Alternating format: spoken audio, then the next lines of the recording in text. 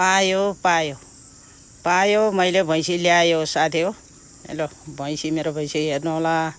यो राँगा बच्चा यो भने जस्तो खोजे जस्तो रोजे जस्तो भैँसी भेटायो साथी हो। तर म खोर्न जान त हेर्न जान त म सकिनँ। तर छोरा खोर्न जाने भिडियो गरेर ल्याउने म घरमा बसेर हेरेर मन पराएर लिएर आएको र यो कहाँदेखि ल्यायो भन्नु होला भने उता हलम खोला शेराबाडी लिएर आएको साथी हो। खुदी फुलबुलेतिर बाट र भैँसी चाहिँ भगवान बुद्धको मूर्ति जस्तो रहेछ क्या। बेसरी लाटे सोझी र बेसरी आनी बानीहरू त मन पर्यो।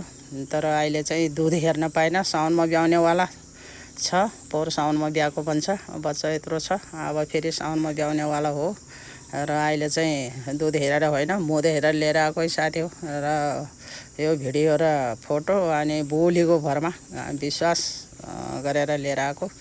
र म यो भैँसी पाल्ने भैँसी बेच्ने दिदीले पनि के भन्छु भने मेरो भिडियो तपाईँको मोबाइलतिरसम्म आयो भने हेर्नु होला। मेरो भैँसी कस्तो ठाउँमा बान्या छ, के घाँस खुवाछ, कसरी पाल्छ होला भन्ने सोचिराख्यो होला। र चिन्ता नलिनु, सबै आफूले पालेको चिज हो, माया लाग्छ र राम्रो छ। राम्रोसँग पाल्नेछु। अब आनी बानी त राम्रो रहेछ। यहाँ घाँस त घाँसको पिर नलिनु होला। अब बर्खाको बेलाको घाँसको त के कुरो गर्ने र। घाँ काटि नसक्नु छ, खाइ नसक्नु। र अहिले थकाइले पनि होला अलिअलि खाइरहेको छ। र आधी बाटो गाडीमा आधी बाटो हिँडेर ल्याएको बिचरा, थकाइ पनि लाग्यो होला। र मूल्य चाहिँ कति पर्यो भन्नु होला फेरि साथीहरूले। मूल्य चाहिँ 1,15,000 मूल्य।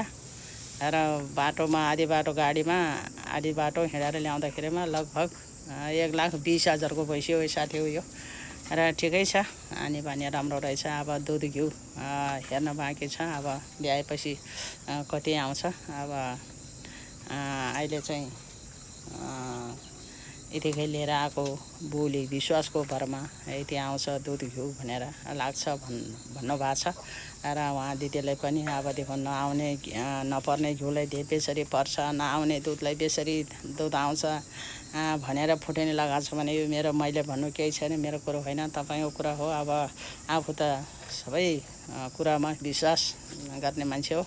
विश्वास लाएर यतिकै लिएर आयो र ठिकै छ। र मैले अस्ति भिडियो गरेको थिएँ है, भैँसी राँगा ब्याउने माउ मान्छे छोरा पाउने आमा गोताको कोही बसाइ आउनेवाला छ भनेर भिडियो गरेको। धेरै